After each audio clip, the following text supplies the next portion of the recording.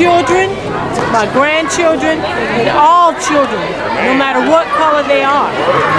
They deserve to live a life without fear and worrying about somebody killing them over a bag of Skittles and iced tea.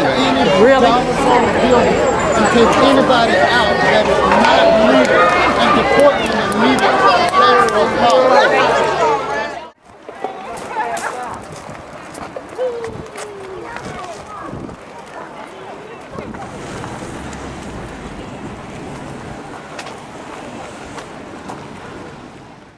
So when you heard about Trayvon Martin being killed, what was your first thought as a parent?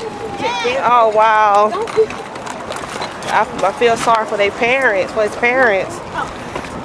It was so sad. Literally cried. You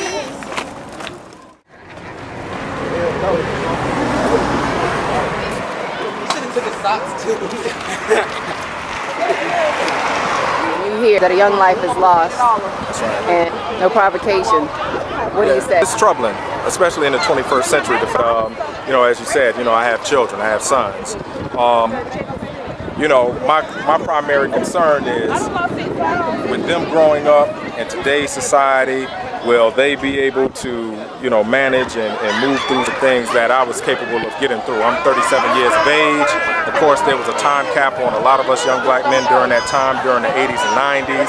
And now with them coming up in today's society and having to deal with racism,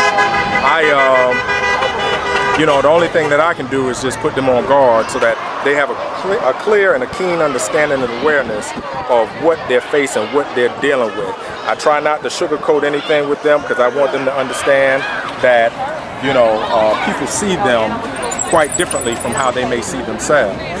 And, you know, they're your typical young black males. They do all of the things that other children do, but yet and still, you know, they're looked upon in a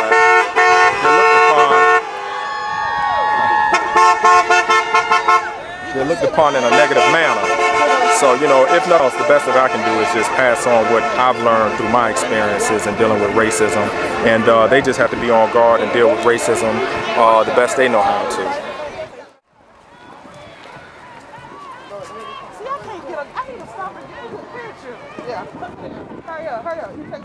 It is really ridiculous. It's sad that our kids can't just go to the store and get Skittles and tea without people calling them gangsters because they're wearing hoodies. Hoodies come in sports packages and stuff these days. Some kids actually, a hoodie to them is their winter coat because their families can't afford a coat. So who says that it's okay for this man to just follow him because he's black or because he's wearing something or he feels he shouldn't be in the neighborhood? Who is he? It's unfair, but God is going to handle it all. In your opinion, had Trayvon been walking through his neighborhood on the very night that his life was taken, not wearing a hoodie, just being a black young man, would he have lost his life still? I don't know. It's a possibility he could have 50-50 chance. This man sounds like, in his mind, black people doing things wrong anyway, wherever they are. So he may have followed him just because he was black, walking where you going. Oh, you cut to the left, you know? So it's a 50-50 chance.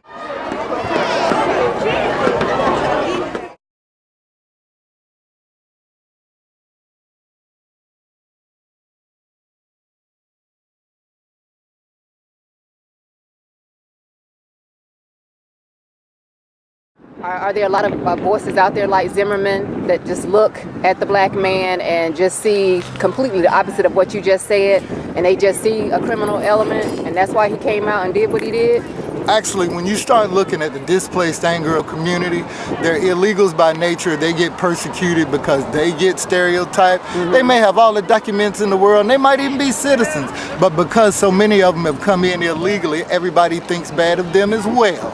So they've got some displaced anger and aggression that needs to be addressed by addressing the illegals that are here, getting them out, or making them legal. So your answer to your question really in a nutshell is yes, because they're angry because their citizen Latinos are being looked on as illegals and looked on as targets, and they just paranoid and displacing their aggression and violence on the next lowest form, which to them is black.